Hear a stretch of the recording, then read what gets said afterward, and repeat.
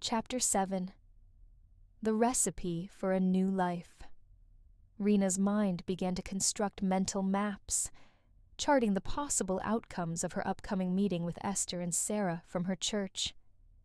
She felt a familiar tug of war within, the spark of excitement for her next steps, battling a lingering sense of terror. To Rina, math and cooking were more alike than most people realized. In math, if you input function x, you get y. If you add 1 plus 5, it must equal 6. There's no room for it to be 8, or any other number. Baking followed a similar, comforting law. If you carefully fold flour into whisked egg whites, vanilla, baking soda, and butter, you are rewarded with a moist, perfect dough. When you follow the steps, the results are predictable. However, life, as she was learning, rarely followed a recipe. Sometimes, despite all the care and effort poured into those closest to us, the dough fails to rise. She thought she'd finally forgiven her father. Yet, when she called her stepmother Joy that morning, the old bitterness resurfaced. Joy was worried about Lucas. Despite being in his 70s, Rina's father was still working to fund her brother Zane's lifestyle. Zane refused to work, choosing instead to use their father's resources to chase failed business ventures and hedonistic luxuries. It wasn't a new story. It was a headline Rina had read 1,000 times. There was always a safety cushion for Zane, one Rina never had. She knew it wasn't her place to tell her father how to manage his pensions, or to demand Zane take responsibility. Still, a pang of the old unfairness hit her, the same hopeless feeling she had lived with before she married Rick. Taking a deep breath, Rina whispered a prayer. She prayed that God would help Lucas and Joy in ways she couldn't see, and that Zane would finally find his own path, one where he embraced the struggle and the responsibility of his own choices. Pushing the heaviness aside, she turned back to her journal. She had a meeting to prepare for, and a vision for her crafts that needed to be shared with the world. Chapter 8. The Table of Grace. Sarah and Esther were already seated when Rina arrived at the small, sun-drenched cafe. She clutched a folder of sketches and social media drafts to her chest like a shield. She didn't just need their approval. She needed to know if her dream was a divine spark or a beautiful delusion. The smell of roasted coffee and old wood was calming, but Rina's hands still trembled slightly as she took her seat. Sarah and Esther were pillars of her church community, women who moved with a grace Rina was still trying to learn. "I've been thinking about the community," Rina began, her voice gaining strength as she laid out her sketches. She described the healthy living goodie bags and the digital content she wanted to create to help other mothers find their own brief pause in the middle of a hectic day. Esther leaned in, her eyes tracing the minimalist designs. "You aren't just talking about food, are you, Rina?" "No," Rina whispered. "It's about intentionality. It's about creating a home where the cycle of bitterness finally stops." For the next hour, the terror she had felt earlier began to dissolve. They didn't just listen. They offered hands-on help.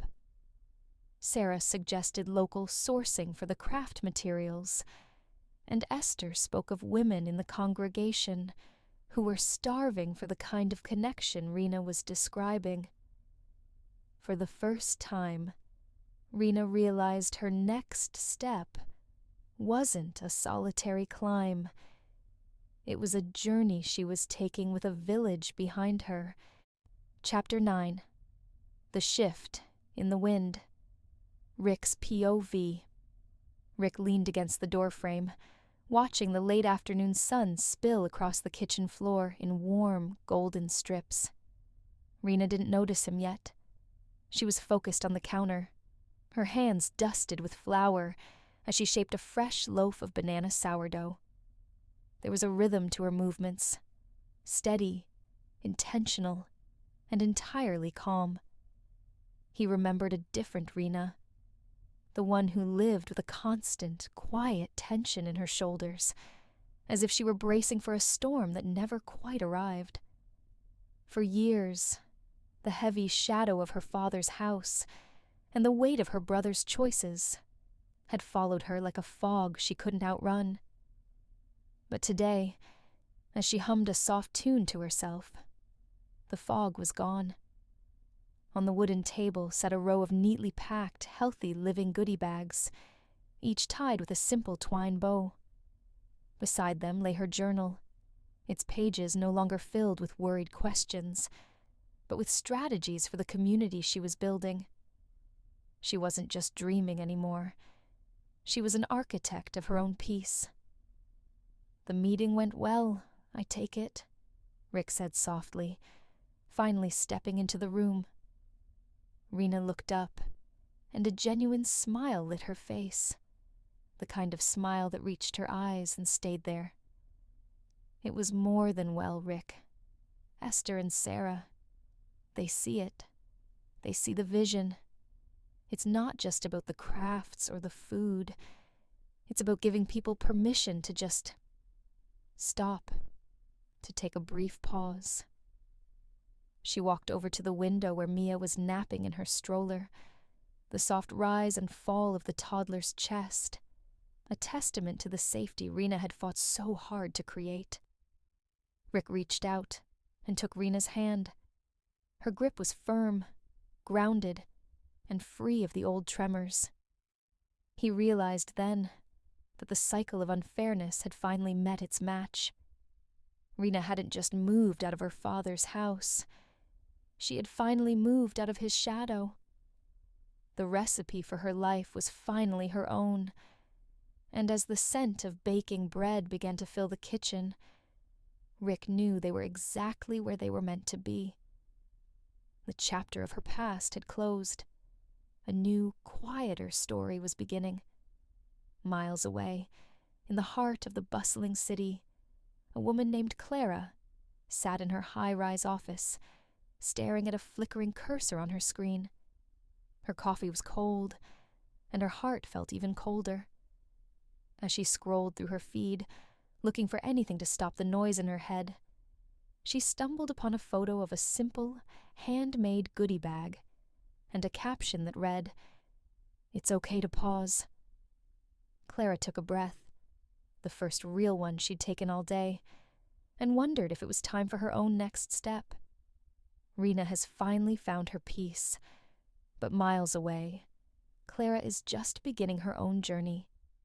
If Rina's story touched your heart, subscribe to Brief Pause and join us for Clara's first step in the next chapter.